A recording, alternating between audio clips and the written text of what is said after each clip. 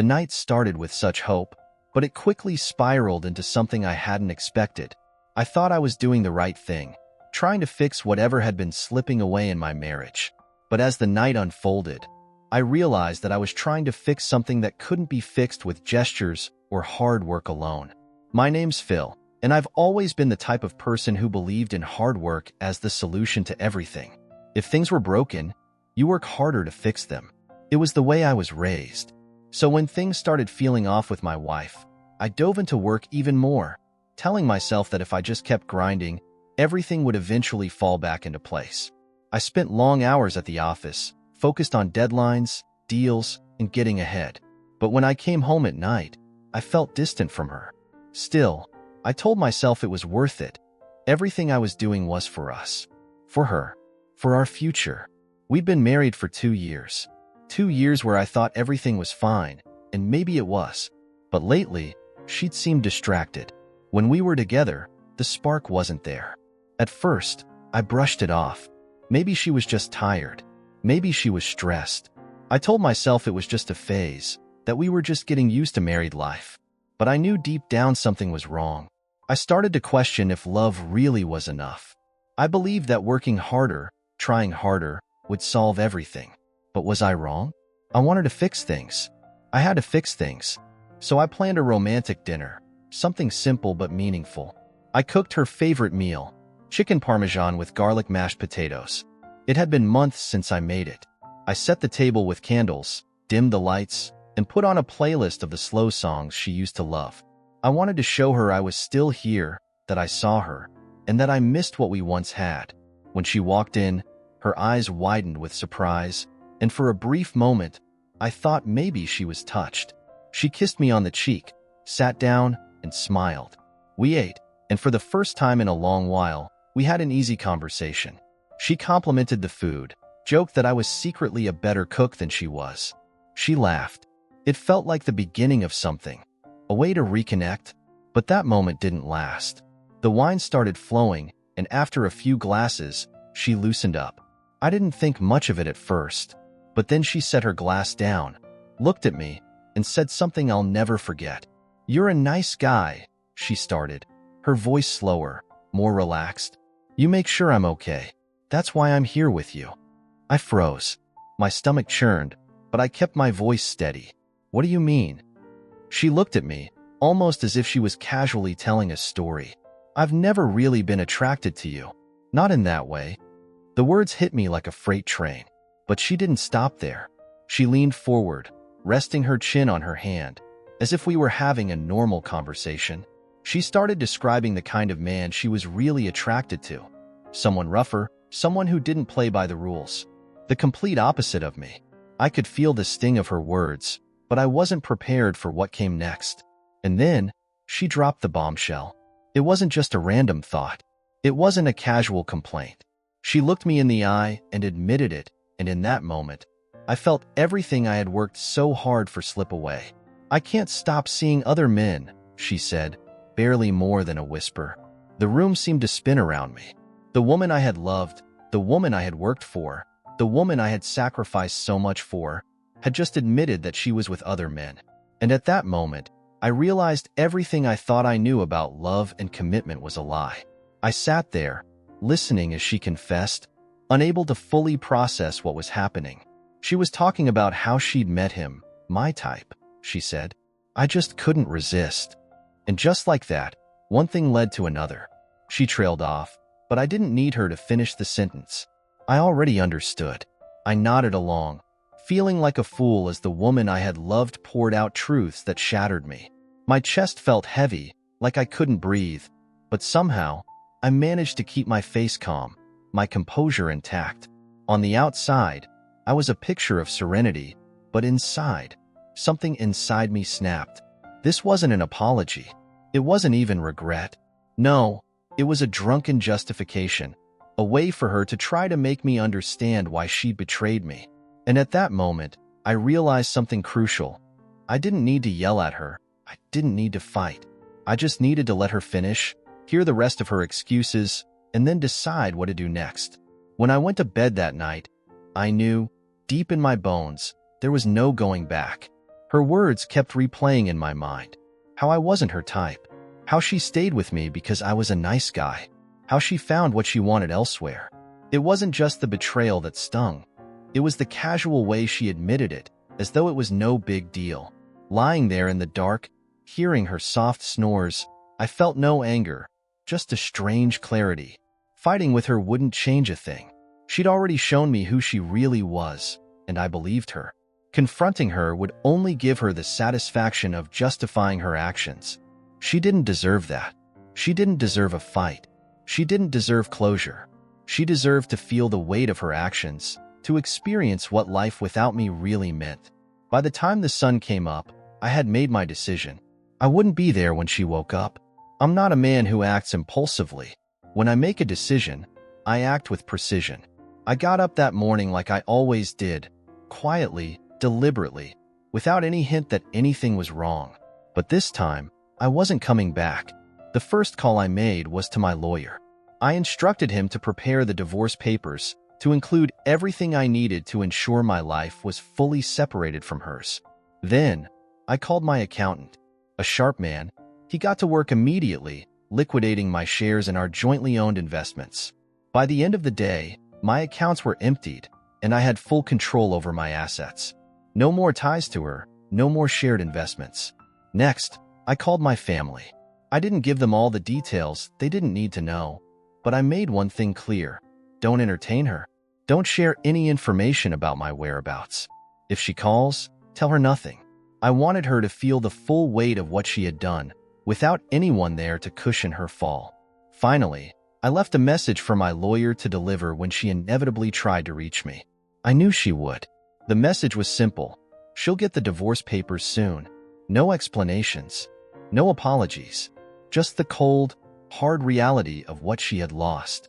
A few weeks later, the papers were served. I heard from my lawyer that she tried to reach out. Calls, emails, even showing up at his office. But I didn't respond. She begged for an explanation. But what was there to say?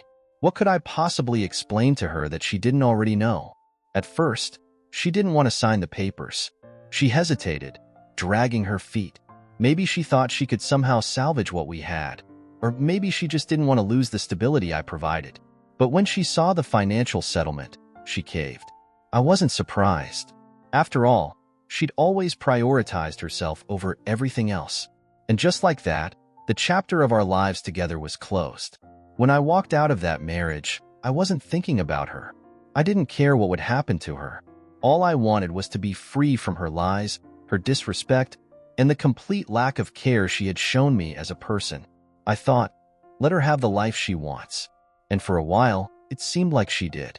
At first, she seemed to enjoy her new life, free, single, and financially secure thanks to the settlement I had given her. But I knew the truth. This wasn't freedom. It was just the beginning of her reality, one that she had to live with. I had worked tirelessly to build something for us. And when we divorced, she got her share. But what did she do with it? She dove into distractions, nights out, buying new clothes, and of course, meeting new men. I even heard her joke about how she finally got to live the life she deserved. But here's the thing about people like her. They never think beyond the moment. She thought freedom meant doing whatever she wanted without facing any consequences. But life doesn't work like that. Eventually, it catches up with you. And catch up with her it did, in a big way. She ended up pregnant. I found out from a mutual acquaintance who couldn't resist passing along the gossip. Apparently, it wasn't planned, if it ever could be. The father? He vanished the moment she told him. No calls, no texts, just gone. She was left to deal with it all on her own, and that was just the beginning of her downfall. The money from the settlement? She burned through it like it was nothing. By the time the baby arrived, she was deep in debt. She even had to sell our old house, well, her house at that point. It was the last thing left from the life we had shared. Then came her friends, or, should I say, what was left of them. You see, people like her always attract the same type. Shallow, selfish people who are only around when things are fun. But as soon as she started asking for help, money, babysitting, a shoulder to cry on, they disappeared, one by one. I guess even her best stories weren't enough to keep them around anymore. She got what she thought she wanted, freedom. But that kind of freedom comes with a price. She lost everything that really mattered because, deep down, she never valued it in the first place. And the truth? I didn't feel sorry for her. I wasn't sitting somewhere celebrating her downfall either. I just didn't care. She was a chapter I'd closed, and that was that.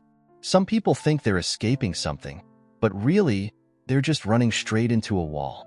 And that's exactly what happened to her. She ran, and when she hit that wall, no one was left to catch her. Years had passed, and my life had moved on. Not in any flashy, dramatic way, but steadily, quietly.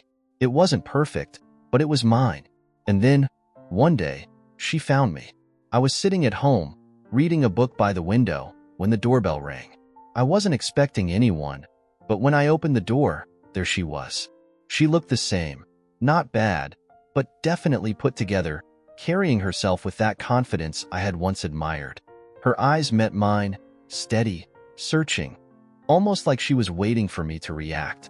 Seeing her again stirred nothing in me, just a cold, quiet detachment. I didn't know how she tracked me down, but I didn't care. All I felt was disgust.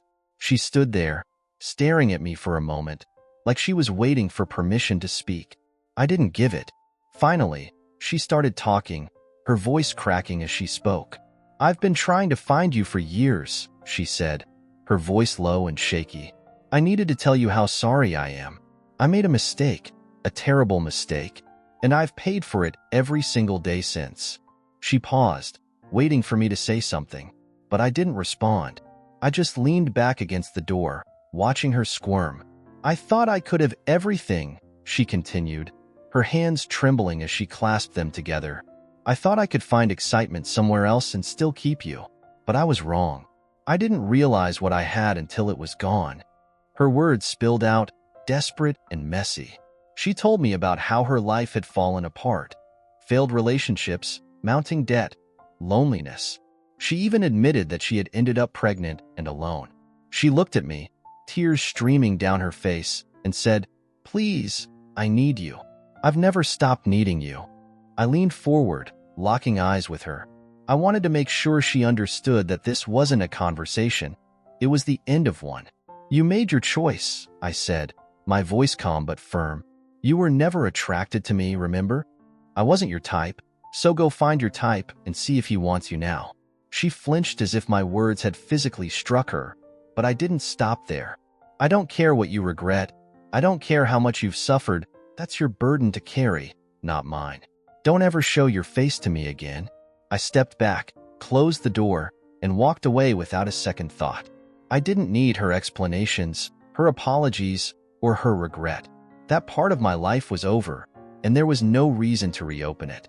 As I walked away, I thought about the man I had become. Losing her had been painful. It had torn me apart in ways I didn't know I could break. But it also forced me to rebuild. And I am still rebuilding. Sometimes, the greatest gift you can give someone who betrays you is your absence. And sometimes, the best thing you can do for yourself is to walk away and never look back. In losing her, I found myself, and that, I realized, was the only closure I would ever need. So let me ask you, if you were in my shoes, what would you have done? Honestly, think about it for a second. You've just sat through a dinner, trying to bring back some spark into your marriage, only to have your wife, the woman you vowed to spend your life with, tell you, between sips of wine no less, that you're not her type. She even had the nerve to laugh and explain how she's been with other men behind your back. What would you do? Would you stay and fight for someone who doesn't value you, or would you walk away? Look, I'm not here to tell anyone what's right or wrong, but let me share something I've learned the hard way. If you ever find yourself in a situation like mine, where someone shows you they don't respect you or your love, you've got to stop making excuses for them. Don't let their lack of appreciation chip away at your self-worth. The truth is, people treat you how you let them treat you. If they can step all over you once, they'll do it again, and it only gets worse over time. Leaving isn't easy. I get that. It's painful, it's messy, and yeah, it's lonely at first. But you've got to think about the long term. Maybe you're scared of what happens after, scared of starting over, of being alone. But let me tell you something. Being alone is a hell of a lot better than being with someone who makes you feel like you're not enough. And when you finally walk away from someone who doesn't see that, you open the door for something better, even if that better thing is just finding peace within yourself. So, what would you have done in my situation? Would you have stayed and tried to salvage what was broken? Or would you have done what was best for you and walked away?